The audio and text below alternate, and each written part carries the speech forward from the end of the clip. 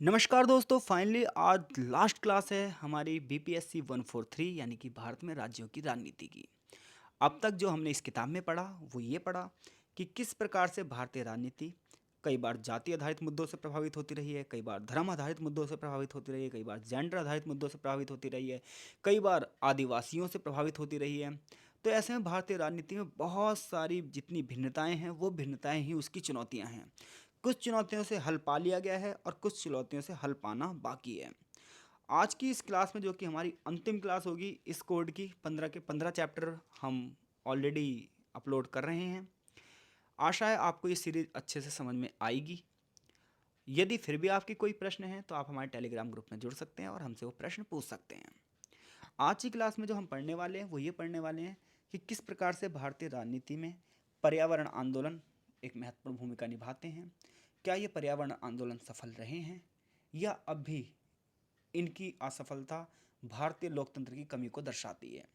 तो चलिए आज की क्लास शुरू करते हैं और सबसे पहले बात करते हैं भारत में मछुआरों की। तो देखो भाई, मछुआरों की बात की जाए तो मछुआरे वो लोग हैं, वो कम्युनिटी है जो अपनी अर्थव्यवस्था के लिए पूरी तरीके से मछलियों पर निर्भर हैं। इनका काम है मछली पकड़ना या मछली पालन करना। इनका कार्य मछली पकड़ना है, उनको बेचना है, उसको प्रसंस्करण करना है, उसको बेचना है। ये सदियों से मछली पकड़ने का काम कर रहे हैं, बाजार में इन्हें बेचने का काम कर रहे हैं। मछुआरे उन लोगों को मछली प्रदान करते हैं जो तटीय क्षेत्रों में रहते हैं। इसके अलावा मांसाहारी जो जनसंख्या है उसे भी ये मछली प्रदान कर रहे हैं। तमिलनाडु की बात की जाए, केरल की बात की जाए, आंध्रा की बात की जाए, ओडिशा की बात की जाए, पश्चिम बंगाल की बात की जाए, गोवा की बात की जाए, अंडमान की बात की जाए, पांडिचेरी, महाराष्ट्र, गुजरात की बात की जाए, बड़े पैमाने पर यहाँ पर लोग मछली पालने का काम करते हैं। इसके अलावा कुछ क्षेत्र ऐसे भी हैं जहाँ पे तालाब और बड़े बड़े टैंकों में ही मछली पालन का काम किया जाता है। मछुआरे लोगों की बात की जाए तो ये किसी जाति जनजाति से नहीं जुड़े हुए। ये विभिन्न सामाजिक और सांस्कृतिक ग्रुप से जुड़े हुए हैं। ये हिंदू भी हैं, मुसलमान भी हैं, क्रिश्चियन भी हैं।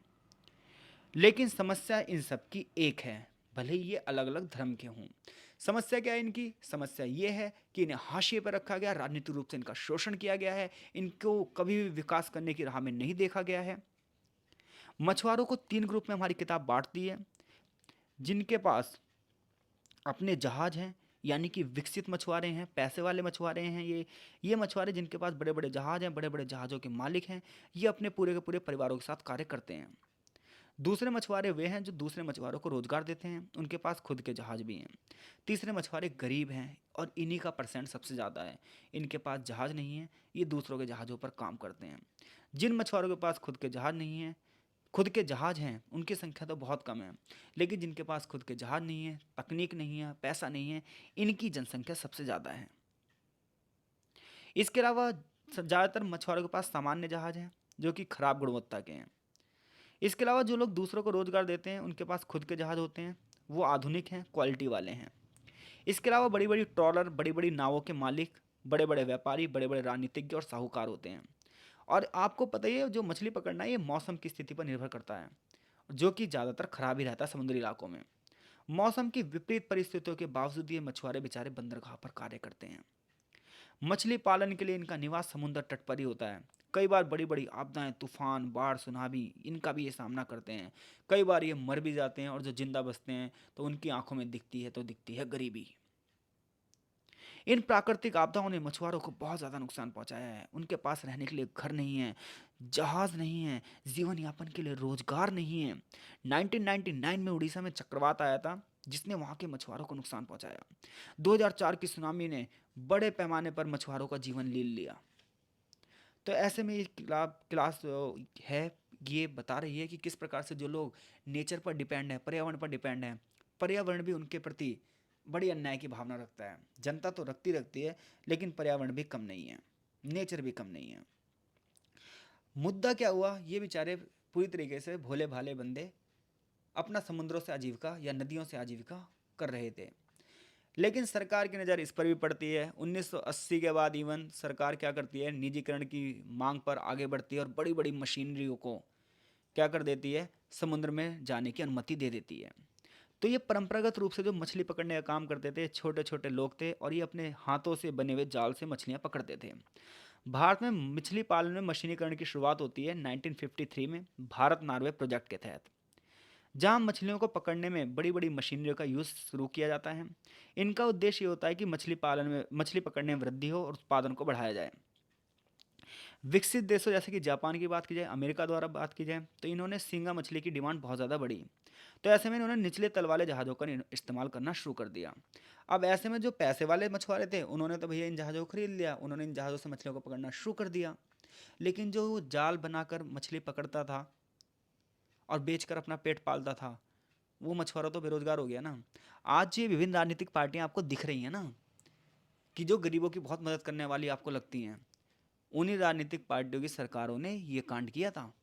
बाकी मैं इनडायरेक्टली किसी को कुछ नहीं कह रहा। इससे पता चलता है कि ये जो राजनीति है ना, ये आपको लपेट देगी अगर आप एजुकेटेड नहीं हो। इसलिए आपका पढ़कर पास होना जरूरी है ताकि आप लोगों को अवेयर कर सकें। तो जो शक्तिशाली मछुआरे थे उनका तो विकास हो गया, उनका तो इस पर कंट्रोल हो गया, लेकिन बाकी सारे लोग संसाधन विमुख हो गए और ये सब परिस्थितियों की मार झेलने के लिए मजबूर हो गए। तो यंत्रीकरण ने किस प्रकार से मछुआरों के जीवन पर इम्पैक्ट किया, ये आपने पढ़ लिया। मछुआरों की राजनीतिक लामबंदी कैसे शुरू हुई, यानी कि राजनीतिक रूप से सामूहिक कैसे हुए, कम्युनिटी में कैसे जुड़े। तो देखिए, मछुआरों को सबसे पहले जो जोड़ा गया, सबसे पहले इकट्ठा किया गया, वो किया गया केरल में। कह रहा 1960 और 1970 में मछुआरों के संगठन बने, न केवल राज्य स्तर पर, गांव स्तर पर, बल्कि राष्ट्रीय स्तर पर भी। लेकिन सबसे पहले 1963 में केरल के एक जगह थी किवलोन जिला, यहाँ पर मछुआरों की यूनियन बनाई गई। 1980 तक एलेप्पी, कोचिन, त्रिवेंद्रम, मालाबार जिलों में भी यूनियन का गठन कर दिया गया। केरल में रोमन जो कैथोलिक चर्च थे, इन यूनियन का उन चर्चों से सीधा संबंध था। इसी वजह से इन यूनियन के जो लीडर होंगे ये बड़े बड़े फादर बनेंगे, पादरी बनेंगे। इसके अलावा तमिलनाडु, गुजरात, आंध्र प्रदेश, पश्चिम बंगाल में भी मछुआरों के संगठन बनेंगे। लेकिन केरल में सबसे ज़्यादा एक्टिव संगठन बनेंगे जो विभिन्न मुद्दों को उठाएंगे। ये लोगों की डिमांड ये रहेगी कि मछली प्रबंधन में, मत्स्य प्रबंधन में इनकी भागीदारी बढ़े।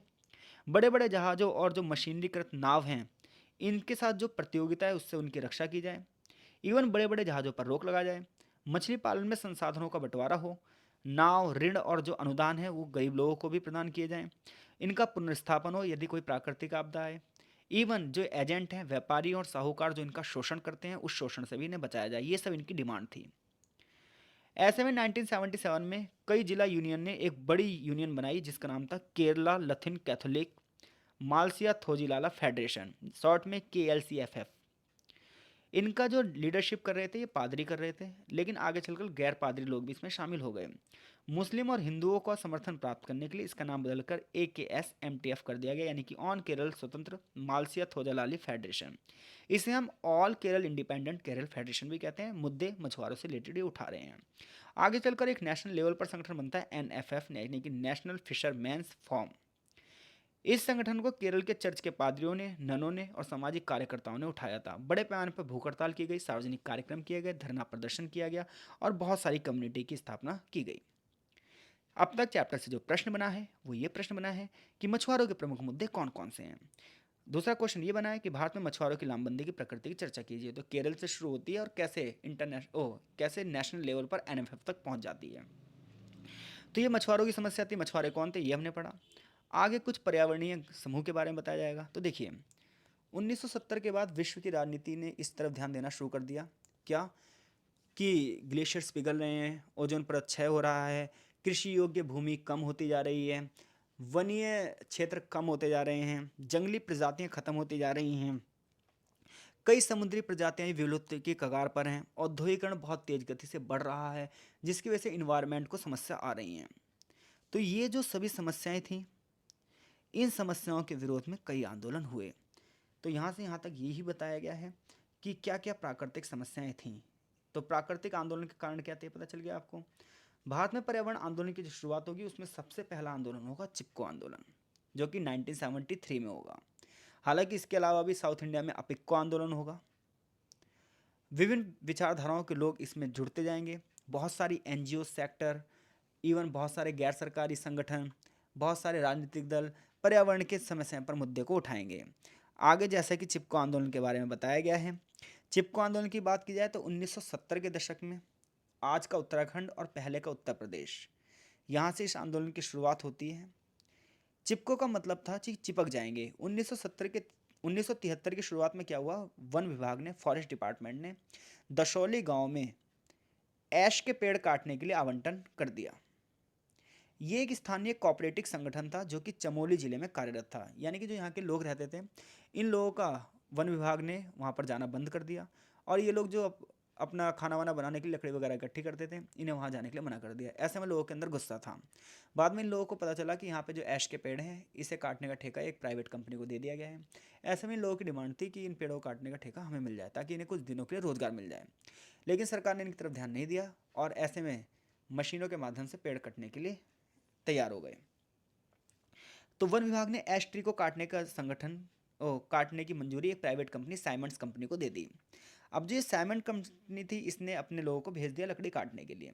ऐसे में क्या हुआ, लोग इकट्ठे हुए, इन्होंने लकड़ी ढोने वाले ट्रकों के सामने वो लेट गए, इवन उन्होंने लकड़ी के डिपो को भी जला दिया। तो आंदोलन के जो नेता थे, उन्होंने कहा, एक बंदा था चंडी प्रसाद भट्ट, इन्होंने कहा, भाई देखो, ऐसे मुद्दा नहीं होगा, हम कब तक लड़ते रहेंगे, हम सब एक काम करते हैं, पेड़ों से चिपक जाते हैं। तो इस प्रकार से जो लोग ये पेड़ों से चिपके, यहीं से चिपको का जन्म हुआ, और यहीं से चिपको शब्द की उत्पत्ति हुई। और ये धीरे धीरे देखते देखते अंतर्राष्ट्रीय स्तर पर भी चिपको आंदोलन के नाम से जाने लगा।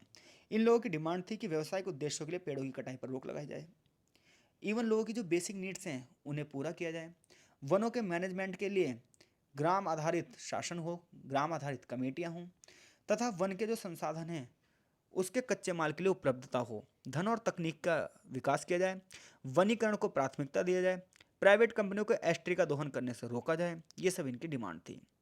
आगे चलकर चिपको आंदोलन एक बड़े पैमाने पर महिला संबंधित मुद्दों को भी उठाता है। परिणाम ये होता है कि आगे चलकर भारतीय संविधान में 73rd अमेंडमेंट होगा और पंचायती राज संस्थाओं का भी विकास किया जाएगा। चिपको आंदोलन का एक बड़ा परिणाम यह था कि 10 साल के लिए पेड़ों की कटाई पर रोक भी लग गई, किसी किसी क्षेत्रों में 15 साल भी थी। आगे चैप्टर में नर्मदा बचाओ आंदोलन है। तो देखो, नर्मदा नदी की बात करोगे तो गुजरात, एमपी और महाराष्ट्र में भारत सरकार नर्मदा नदी पर दो बड़े प्रोजेक्ट लगाना चाहती है। एक थी सरदार सरोवर डैम परियोजना, दूसरी थी नर्मदा सागर परियोजना, जो कि एमपी में थी। ये दुनिया की सबसे बड़ी एकल नदी घाटी परियोजनाओं में से एक थी, और विश्व की सबसे बड़ी मानव निर्मित झील भी थी ये। तो इस पर डैम इसलिए बनाया जाता ताकि विभिन्न क्षेत्रों की जलापूर्ति को पूरा किया जाए और बड़े पैमाने पर बिजली का उत्पादन भी किया जाए। लेकिन आगे चलकर यह मुद्दा एक राजनीति से संबंधित बड़ा मुद्दा बन गया। इसमें इतना बड़ा मुद्दा इसलिए बन गया क्योंकि आसपास के इतने सारे लोग इससे प्रभावित हो रहे थे जिसकी आप कल्पना नहीं कर सकते। गुजरात की बात की जाए तो गुजरात राज्य सरकार ने परियोजना की शुरुआत करी, क्योंकि गुजरात सबसे खराब जल भूभाग वाला क्षेत्र था। यहाँ पर आए दिन सूखा पड़ता रहता था, तो यहाँ तक पानी की पहुँच के लिए डैम बनाने जरूरी थे। यहाँ के घरेलू और व्यापारिक, कृषि में औद्योगिक जरूरतों के लिए पानी की भारी कमी थी गुजरात में। इसके अलावा राज्य ने 1985 और 1988 में बहुत विकराल सूखे को भी देखा था, जिसमें बहुत सारे लोगों की जान भी गई थी। ऐसे में इस एक ऐसी परियोजना की जरूरत थी जो इस इलाके में पानी की कमी को पूरा करे। तो इसलिए इन्होंने सरदार सरोवर बांध परियोजना और नर्मदा सागर प्रोजेक्ट की शुरुआत करी। लेकिन लोगों ने यह कहा कि यह सबसे खराब प्रोजेक्ट है, यह सबसे बड़ी मानव निर्मित आपदा बन सकती है, इसका कोई प्रॉफिट नहीं, यूजलेस है, ऐसा आलोचकों ने कहा। आलोचकों ने यह बताया कि इससे 37,000 हेक्टेयर भूमि डूब जाएगी, 11,000 हेक्टेयर भूमि जंगल के रूप में बेकार हो जाएगी, 248 गांव के लोगों को यहाँ से भागना पड़ेगा, जिससे लगभग 1 लाख लोग यहाँ से विस्थापित होंगे। 19 गांव गुजरात के, 36 महाराष्ट्र के और 193 गांव एमपी के इससे प्रभावित होंगे। यानी कि इतनी बड़ी संख्या में लोगों को अपना घर बार छोड़कर यहाँ से भागना पड़ेगा। मूल रूप से नर्मदा सरोवर बांध परियोजना के तहत 161 फीट ऊंचे बांध के तौर पर सिंचाई परियोजना के रूप में स्वीकार किया गया। अगर इसे आप और डीपली पढ़ोगे तो आपको पता चलेगा इस योजना के तहत 30 बड़े डैम बनने थे, 185 मझोले डैम बनने थे और 300 लगभग छोटे डैम बनने थे, जिसकी वजह से इतने सारे गांव इससे प्रभावित होते हैं। इस परियोजना में तो विश्व बैंक भी शामिल था, यानी कि फंड वर्ल्ड बैंक भी दे रहा था। 1988 में यहाँ के स्थानीय लोगों ने नर्मदा बचाओ आंदोलन शुरू कर दिया। इन्होंने कहा कि नर्मदा ना सिर्फ इससे हम प्रभावित नहीं हो रहे, बल्कि साथ साथ हमारी नर्मदा मैया भी प्रभावित हो रही हैं, नर्मदा नदी भी प्रभावित हो रही है। तो ये लोग इन बांधों के विरोध में थे, और ऐसे में 50,000 से भी ज़्यादा लोग घाटी में इकट्ठे हो गए। बड़े बड़े नेताओं द्वारा भी इन्हें समर्थन दिया गया, विपक्षी पार्टियों द्वारा भी समर्थन दिया गया, और बहुत सारे एनजीओ सेक्टर भी इसमें जुड़ गए। हजारों गांव वाले लोग पैदल चलकर एमपी के एक छोटे से कस्बे में इकट्ठे हो गए। इन्होंने कहा, हम नहीं छोड़ेंगे अपना घर बार, हम नहीं होंगे यहाँ से विस्थापित, डूब के मर जाएंगे भाई साहब लेकिन निकलेंगे नहीं, ऐसी इन्होंने कस्में खाई। काफ़ी दबाव हुआ तो विश्व बैंक ने क्या करा, विश्व बैंक ने एक कमेटी भेजी कि तुम जाके जांच करो कि वास्तव में ये डैम बनने चाहिए या इससे नुकसान ज़्यादा है। तो एक कमेटी आई, मॉर्स कमेटी। तो 1992 में मॉर्स कमेटी ने अपनी रिपोर्ट प्रकाशित की। उन्होंने कहा कोई दिक्कत नहीं है, और उन्होंने कहा कि नर्मदा बचाओ आंदोलन के सही मुद्दों को उन्होंने समर्थन किया कि हाँ भाई देखो, नर्मदा जो प्रोजेक्ट है इसे रोक लगा देनी चाहिए, ये लोग बिल्कुल सही कह रहे हैं। 2 महीने बाद विश्व बैंक ने एक और कमेटी भेजी, पॉमेला फॉक्स कमेटी। तो पॉमेला जो कॉक्स कमेटी थी इसने भी सुझाव दिया। आखिरकार अंतर्राष्ट्रीय हंगामा हुआ और वर्ल्ड बैंक इस परियोजना से पीछे हट गया। वर्ल्ड बैंक ने कहा भाई मैं इन्वेस्टमेंट नहीं करूंगा, आप अपने आप देख लो। तो गुजरात गवर्नमेंट ने कहा आप इन्वेस्टमेंट मत करो, हम खुद इसके लिए पैसा जुटा लेंगे। ऐसे में गुजरात गवर्नमेंट ने $200 मिलियन का लगभग अपने आप से ही फंड इकट्ठा किया। तो देखा जाए तो नर्मदा बचाओ आंदोलन जो था इसने बहुत बड़े मुद्दे को उठाया, लेकिन ये आंदोलन सफल नहीं हो सका। आगे चलकर फिर भी इस आंदोलन की सफलता यह है कि वर्ल्ड बैंक को पीछे हटना पड़ा। कहीं ना कहीं जो काम जल्दी होना था वो काम डिले हुआ। तो नर्मदा बचाओ आंदोलन की अगर आप बात करोगे तो ये अन्य आंदोलन से काफ़ी मामलों में अलग है, क्योंकि ये लोगों के अधिकारों की बात कर रहा है, ये राइट टू इन्फॉर्मेशन एक्ट की बात कर रहा है, ये देश के तमाम लोगों को इकट्ठा कर रहा है। जन विरोधी नीतियां अगर सरकार की होंगी तो उन्हें वापस लेने के लिए उन्हें मजबूर होना पड़ेगा। ये आदिवासी लोगों की बात कर रहा है, ये उन लोगों की बात कर रहा है जिन्हें विकास के नाम पर उनके घर से ही भगा दिया जाता है। आगे चैप्टर में शहर आधारित पर्यावरण आंदोलन बताए हैं। तो शहरों की जो सबसे बड़ी समस्या है वो कौन सी समस्या आप बताइए। तो शहरों की जो सबसे बड़ी समस्या है वो है पॉल्यूशन। दिल्ली सबसे प्रदूषित शहर रहता है हमेशा। तो आज बड़े पैमाने पर इंडस्ट्रियलाइजेशन हो रहा है, औद्योगिकरण हो रहा है, पर्यावरण प्रदूषण बढ़ रहा है। ऐसे में बड़ी बड़ी एनजीओ, नागरिक समाज संगठन के नेता, सोशल वर्कर्स, वकील, वैज्ञानिक, बहुत बड़े बड़े इन्वायरमेंटल लोग, इतना ही नहीं सोशलोलॉजर्स और सोशल वर्कर्स बड़े पैमाने पर इस मुद्दे को उठाते हैं कि पीने का पानी खराब मिल रहा है, पॉल्यूशन बहुत ज़्यादा बढ़ रहा है, लंग्स कैंसर्स हो रहे हैं, अस्थमा हो रहा है लोगों को, वायु गुणवत्ता की कमी के कारण बहुत सारे लोग आए दिन मृत्यु का काल के ग्रास बन रहे हैं। इतना ही नहीं, जो बड़ी बड़ी कंपनियां लग रही हैं इससे जहरीले गैसों का रिसाव होता है, जैसे कि भोपाल में गैस कांड हुआ था, जैसे कि सोवियत संघ में चारनोबिल गैस कांड हुआ था जिसकी वजह से हजारों लोग मरे। तो ऐसे में जो ये समस्याएं हैं शहर की, इसी के लिए, इसी प्रदूषण को खत्म करने के लिए आंदोलन होते रहे हैं शहरों में। कई प्रकार के लिए इसके लिए सरकारों ने कानून भी बनाए हैं, जैसे केंद्रीय नियंत्रण प्रदूषण नियंत्रण बोर्ड की स्थापना भी करी है। इसके अलावा जो डीजल वाली गाड़ियां हैं उस पर रोक लगाई गई है, सीएनजी गैस को बढ़ावा दिया गया है। इवन वन संरक्षण अधिनियम पास किए गए हैं, प्रोजेक्ट टाइगर और प्रोजेक्ट एलिफेंट जैसी परियोजना की शुरुआत हुई है। दिल्ली, जैसा कि यहाँ पर मैंने हाईलाइट कर रखा है, दुनिया का सबसे प्रदूषित शहर है। ऐसे में कई एनजीओ सेक्टर्स बताते हैं कि दिल्ली में प्रदूषण बढ़ने का कारण ये है कि वाहनों द्वारा सबसे ज़्यादा प्रदूषण होता है। यमुना नदी में जल प्रदूषण बहुत ज़्यादा हो रहा है, वो भी लोगों की वजह से। निजी वाहनों की संख्या बढ़ रही है, इसकी वजह से भी। परिणाम क्या हो रहा है, बच्चे और बूढ़े लोग कई रोगों से मर जा रहे हैं। सरकार क्या कर रही है, सीएनजी वाहनों को चालू करा है उसने, ब्लू लाइन बसों को बंद कर दिया, यमुना नदी की सफाई की परियोजना शुरू की गई है, प्रदूषित कारखानों को बंद या उद्योगों पर रोक लगाने की बात की गई है।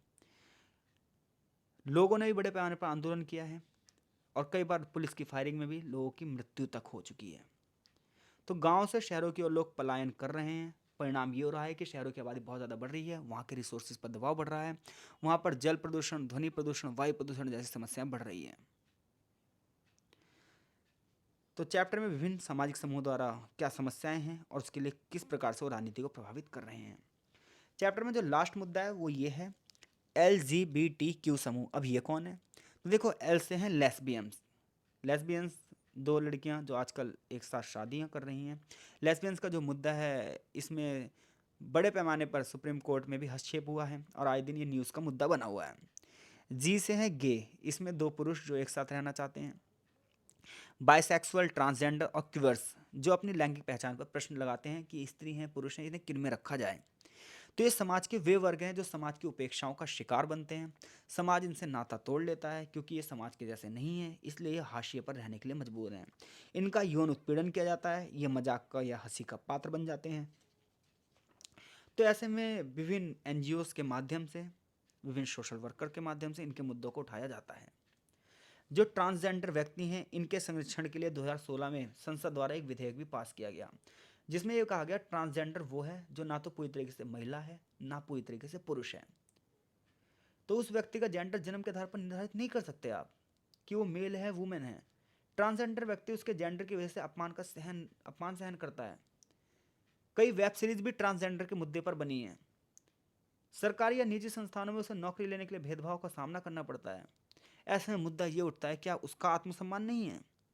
अरे वो महिला अलग है, पुरुष अलग है, ट्रांसजेंडर अलग है, लेकिन है वो तो मनुष्य ही। तो आप उसे जो अवसरों की समानता सबको दे रहे हो, वो उसे क्यों नहीं दे रहे हो? जैसा कि रुचि शिवा ने दिसंबर दो 12 दिसंबर 2004 को राज्यसभा में एक निजी विधेयक प्रस्तुत किया था। आगे चलकर इस विधेयक को आम सहमति से पारित कर दिया गया और आगे चलकर केंद्रीय मंत्री थावरचंद गहलोत ने ट्रांसजेंडर व्यक्तियों के लिए बिल प्रस्तुत किया। यह बिल ट्रांसजेंडर के विरुद्ध हो रहे भेदभाव के खिलाफ था। इसके साथ साथ सरकारी नौकरियों में जो इनकार किया जाता था, शिक्षा नहीं दी जाती थी, रोजगार नहीं दिया जाता था, इन सबको रोकने के लिए ये बिल बनाया गया था। तो अगर आपसे प्रश्न ये पूछा जाए तो घबराएंगे नहीं आप कि LGBTQ समूह क्या है। तो इस ग्रुप्स के लिए बड़े पैमाने पर आज अधिकारियों की डिमांड है। अगर आप अखबार पढ़ते हो, न्यूज़ देखते हो, तो आपको ऐसे मुद्दे समय समय पर दिखते रहेंगे। आशा है ये सीरीज आपको पूरी की पूरी जरूर समझ में आई होगी। 1 से लेकर 15 चैप्टर तक सारे के सारे चैप्टर मैंने अपने चैनल पर अपलोड कर दिए हैं। प्लेलिस्ट में आपको सारे मिल जाएंगे। कोई समस्या है तो आप टेलीग्राम ग्रुप में हमारे जुड़ सकते हैं, इंस्टाग्राम पे मुझे आप फॉलो कर सकते हैं और आपके जो भी प्रश्न हो वो मुझे आप भेज सकते हैं। समय के अनुसार उन प्रश्नों के उत्तर भी दिए जाएंगे। तो मिलते हैं आपसे एक नए सब्जेक्ट की कड़ी के साथ। तब तक के लिए आपका बहुत बहुत धन्यवाद। कमेंट बॉक्स में अपनी प्रतिक्रिया ज़रूर दीजिए कि चीज़ें आपको समझ में आई या नहीं आई। क्वेश्चन यहाँ पर आप देख ही रहे हैं कि भारतीय पर्यावरण संबंधी मुद्दों को रेखांकित कीजिए, या शहरों में आंदोलन क्यों हो रहा है, या फिर LGBTQ की विशेषताएं बताइए। एग्जाम टाइम पे हम प्रीवियस ईयर के पेपर भी आपको सॉल्व करवाएंगे। तो चैनल पर यदि आप हमारे नए हैं तो चैनल से ज़रूर जुड़िएगा। वीडियो अगर समझ में आई है तो सभी वीडियो को लाइक भी करिएगा और अपना अपार स्नेह हमें दीजिएगा। तो मिलते हैं आपसे नेक्स्ट कोड में। तब तक के लिए आपका बहुत बहुत धन्यवाद। जय हिंद, जय भारत।